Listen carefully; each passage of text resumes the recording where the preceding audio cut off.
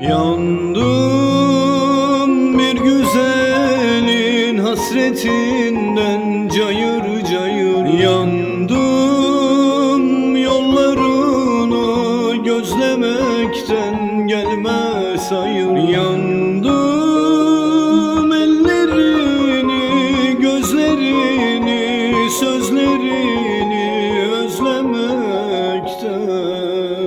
Yandım, çok yandım. Ben bu hasretlerde yaşayamam, yaşayamam ki.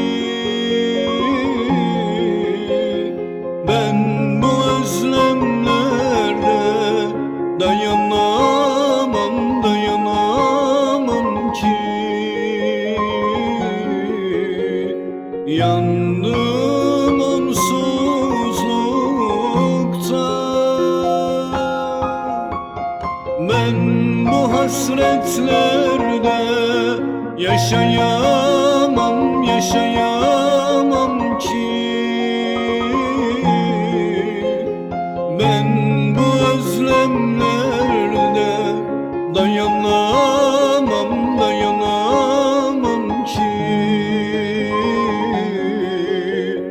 Yandım onsuz.